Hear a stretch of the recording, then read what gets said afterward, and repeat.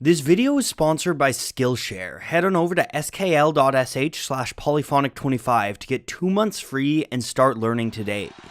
One of the most iconic moments of Queen's entire career came at Live Aid. Standing on the stage at Wembley Stadium, Freddie Mercury put on a clinic in crowd work, singing a stunning call and response with 72,000 people.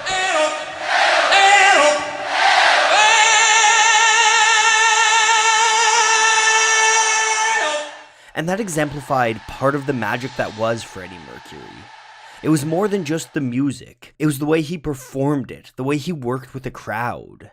And honestly, you could say that about so many of the greatest musicians of all time. Whether it's Michael Jackson or Elvis, Beyonce or James Brown, most of the all-time greats are not just musicians, they're performers. Each of these artists entertains and works with their crowd using fashion, dance, and interaction to elevate their musical performance to another level. In rock and soul, this role is usually referred to as the frontman. It's the job of the frontman to make sure that every single person in the crowd is having as much fun as they can, is vibing the music as much as possible. It's their job to read the room, to bring the audience to the same emotion as the music, and the music to the same emotion as the audience. And I think you can trace the lineage of all of the great performers, all of the great frontmen of modern music, back to one man, the original great frontman, Cab Calloway. Let's take a closer look.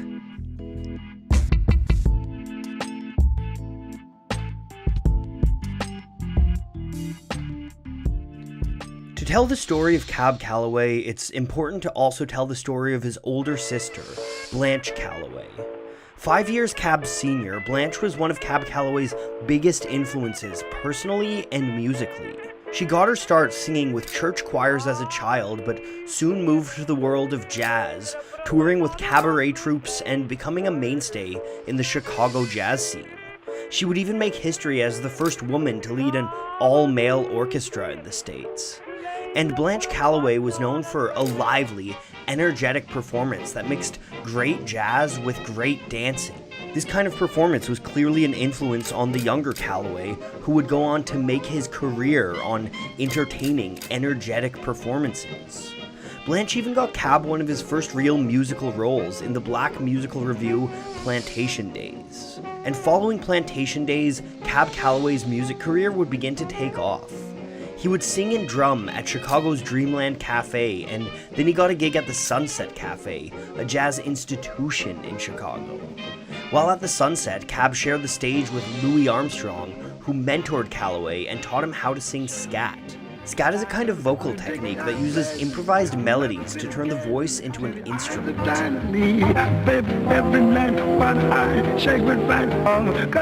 Armstrong was one of the first to bring scat into the mainstream, but it would become a cornerstone of Calloway's performance. I'm never coming back. And Calloway would get a chance to shine when Armstrong and Carol Dickerson moved on to greener pastures. Calloway became the band leader for Armstrong's old band, and his career took off. Within a few years, Cab Calloway would find himself opening at Harlem's prestigious Cotton Club, shows that would be broadcast over the radio to a national audience. And word of Calloway's performances at the Cotton Club alongside the radio broadcasts would elevate him to becoming one of the biggest names in showbiz. And that was because of the way Calloway was able to work a crowd and lead a band. Watching Calloway performances almost 90 years later, you can still feel his charisma. Watch the way his dramatic facial expressions are able to create both comedy and drama. He was also an incredible dancer. Look at this performance of Kickin' the Gong Around. Calloway's dance begins calm, restrained, but as the song goes on, he lets loose with vibrant, fluid dance moves.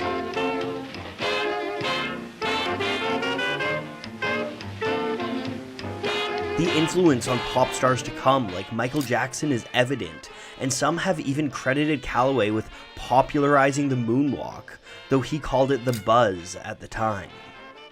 One of the most impressive things about Calloway was the way he was able to adapt his movements to his space. Look at this 1933 performance in pajamas, where Calloway and his band perform in a train car.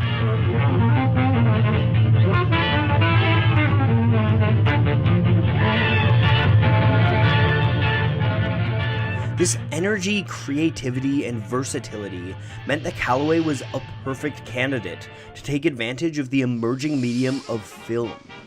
Calloway appeared in a number of film shorts throughout the 1930s, helping to set the standard for musical performance on films.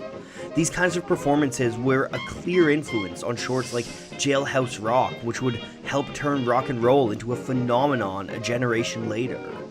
The exaggerated motion of Cab Calloway's dancing helped define another aspect of film too, cartooning. Calloway was one of the first performers to be rotoscoped into animated cartoons. My favorite of these is probably his performance in St. James Infirmary Blues, one of 3 songs he did for Betty Boop cartoons. These videos are strange, dark, and just really funny. Calloway's physical humor translates naturally to cartoons, and his movements would inspire animated dancing for years to come. In fact, Calloway's performance in St. James Infirmary became the main inspiration for the Oogie Boogie song in The Nightmare Before Christmas. But of course, the physical performance is only part of why Calloway had the success that he did. He wouldn't have reached the heights he reached without creating some fantastic music. A big part of this was due to the talented bands he led. Throughout the 30s, some of the most gifted musicians of the era played under Calloway, including Chu Berry and Dizzy Gillespie. But Calloway was no slouch himself. He had a real powerful voice and a real knack for scat, something that you can hear in a song like Nagasaki. Calloway knew how to work his music around his stage persona too, and you would often hear him working call and response choruses into his songs. I want many. You want many. Of course, Calloway didn't invent the call and response, but few were able to do it so effective. He had fun with the crowd, sticking his chorus in their head as he brought them closer to the performance. It's the kind of crowd work that Freddie Mercury would put on display decades later. And of course, the call and response chorus that Calloway is most famous for is Minnie the Moocher. Heidi, Heidi, ho. Heidi, Heidi, Heidi, ho. Heidi, Heidi, Heidi, Heidi. Originally recorded in 1931, Minnie the Moocher was a monumental success for Calloway. It sold more than 1 million records, making Cab Calloway the first black artist to hit those numbers off of a single song. The success of Minnie the Moocher allowed Calloway and his band to become the first all-black jazz orchestra to tour the American South.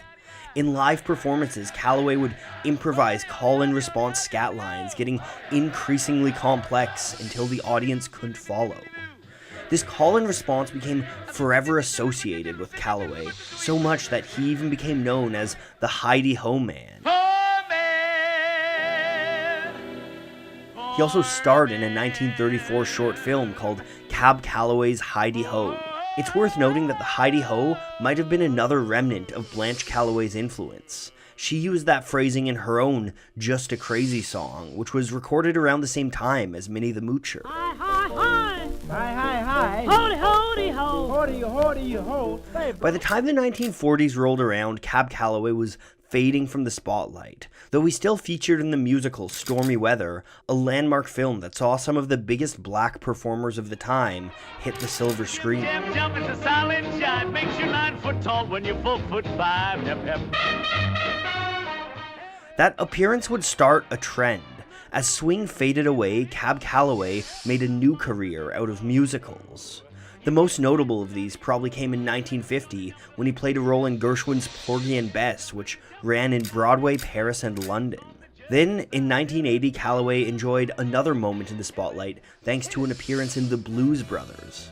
Despite being more than 70 years old, Cab Calloway is still able to bring his signature dance energy to a memorable performance of Minnie the Moocher in that movie.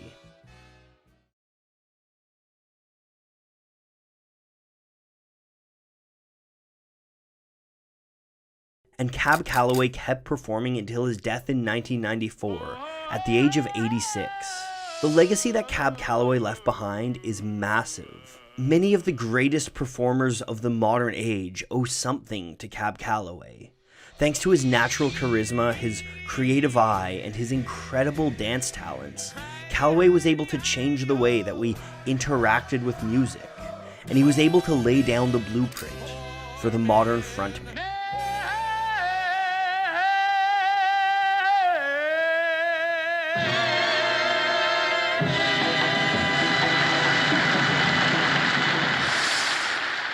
When I was making this video, I really fell in love with the Betty Boop cartoons that Calloway featured in. I thought the animation style was just so vibrant and fun, so I decided to look into animation a little bit. Luckily for me, Skillshare has a whole host of courses on animation. I really enjoyed Libby Vanderploeg's Animation for Illustration.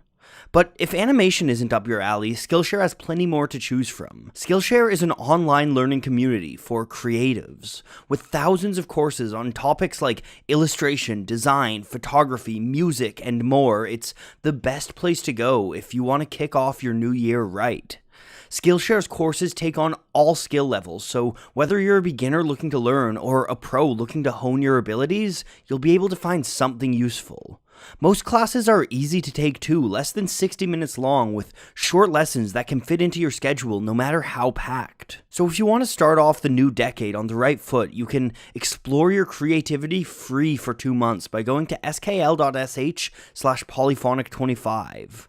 If you're looking for a place to start, why not try Storytelling 101 by Daniel Jose Older? Everyone's got stories they want to tell, and that course will teach you some of the fundamentals that you need to get your story out there. And again, you can try it all for free by going to skl.sh/polyphonic25. After those free 2 months, an annual subscription is less than $10 a month, so it's a really affordable avenue for self-improvement.